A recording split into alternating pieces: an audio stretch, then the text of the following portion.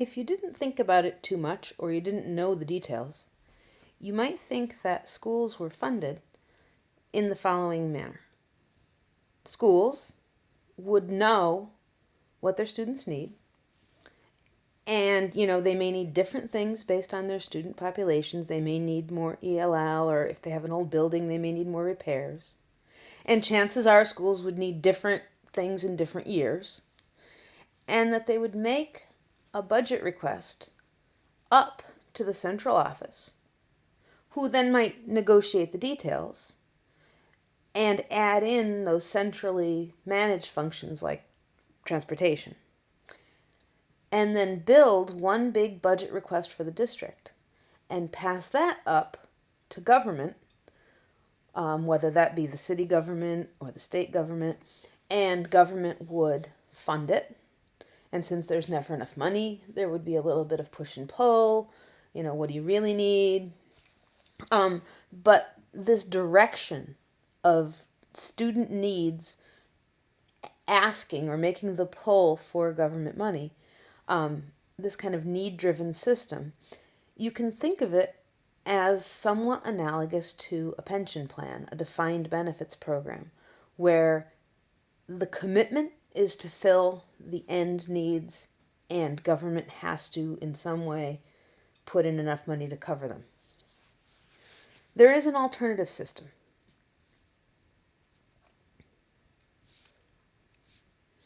And it's a system that governments tend to like. This would be more analogous to your 401k, to a defined contribution plan, where government puts in an amount of money and that's it. It's up to everyone else to figure out how to use it. The way this works is, you notice in the diagram that the students have been moved up a level. The government allocates money based on a per student basis with some weights.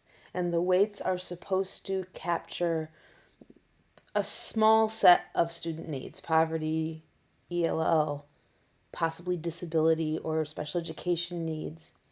And those weights tend to be maybe 25 to 30% higher than the base rate for a student without those needs. The money allocated per student gets added up, multiplied by the number of students.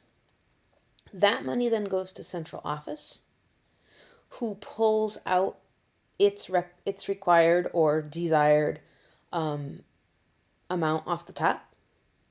And then the rest is split among the schools, again on a per student, weighted per student basis.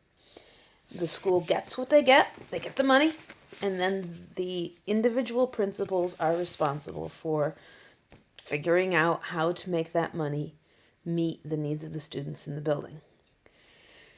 And as you can imagine, since there is never enough, that's a difficult decision for the principals, and a lot of principals are not prepared to make those kind of financial and budget decisions. So where did this come from?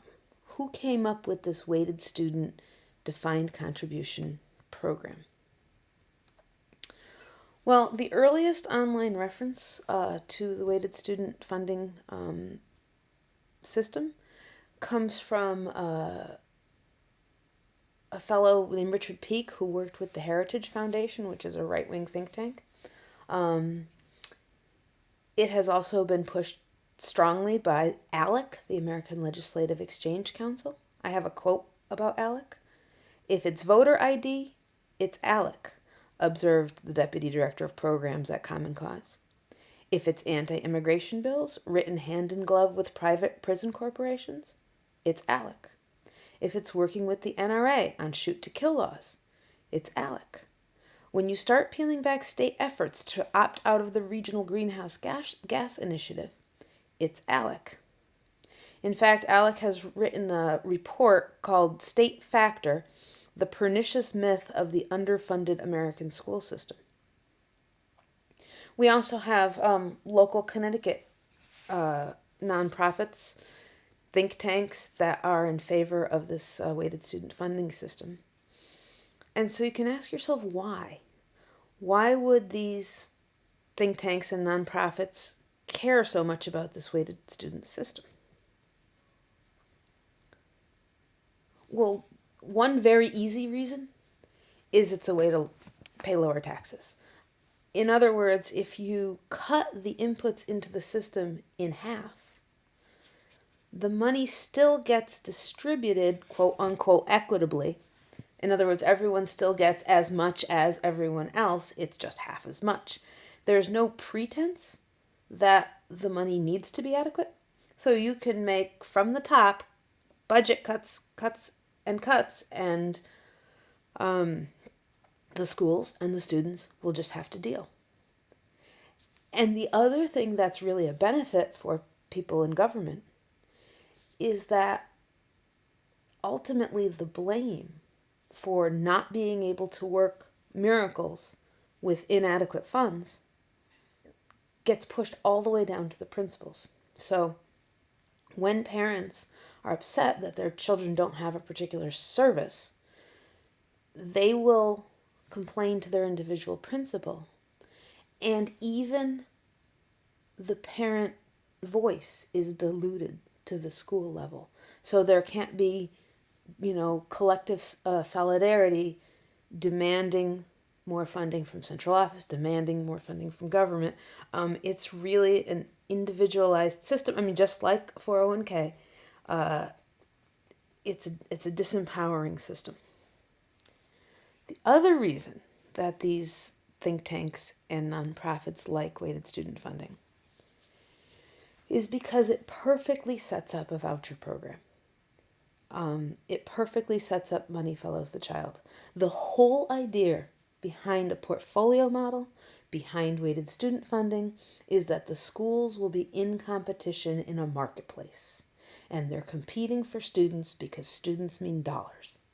And as they fail, because they are inadequately funded, students will leave. They will leave for private schools, they will leave for charter schools, and depending on how government has structured the funding,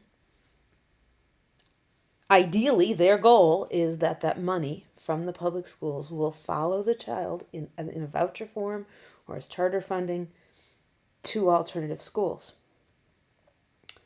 What happens then is that the public schools, intentionally underfunded, losing students, losing dollars, eventually have to consolidate and close. But as they're struggling, there are still students in those schools who need to get their education.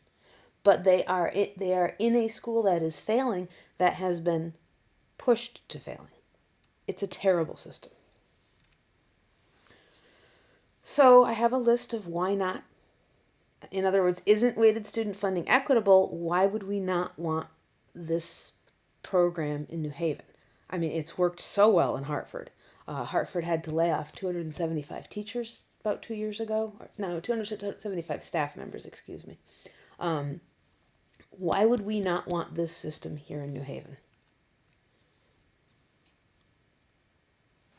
The first is that amount of money, the extra weights that they weight for ELL or special ed, there's no requirement that it actually be used for those needs. So you could allocate, 30% extra for all your students with disabilities, and the principal of the school has the autonomy is a great word, to buy sports equipments for the football team instead of using it on special ed services, for example.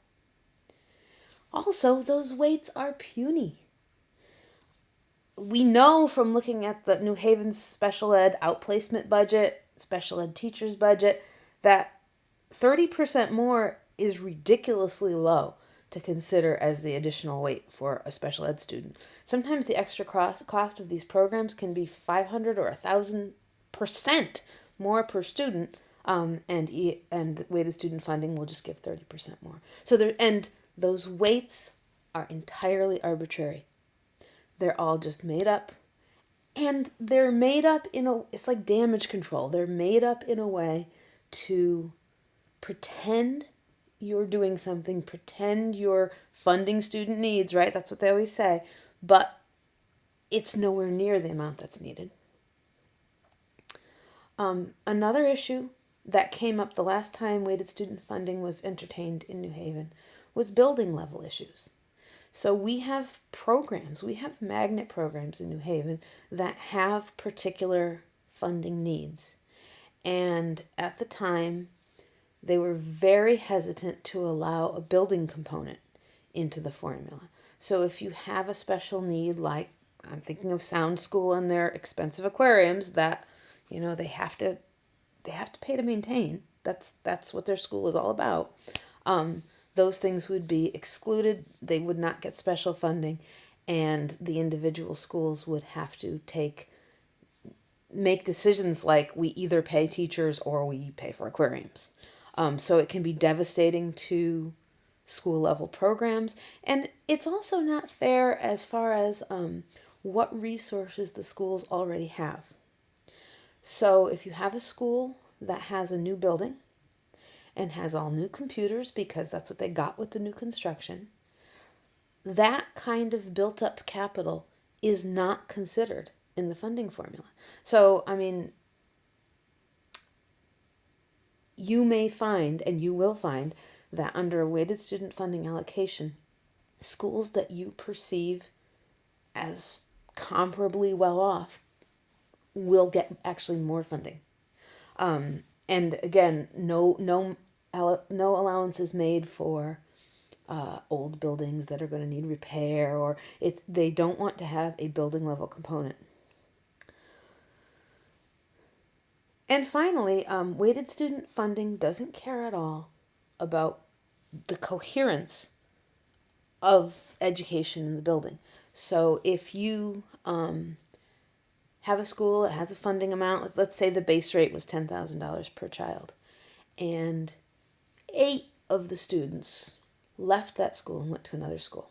So their funding allocation went to the other school. Now you've got a school that lost $80,000. And that's about the salary of a veteran teacher.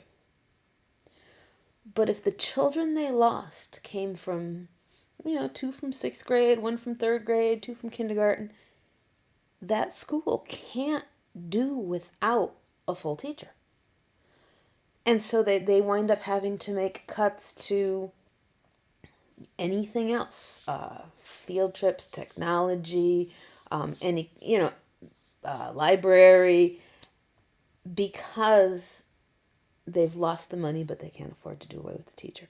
So it's not a system that cares at all about the adequacy of funding or the coherence of the teaching and learning that's being done in the buildings. And finally, anytime someone tries to sell you equity without adequacy, you should check your wallet.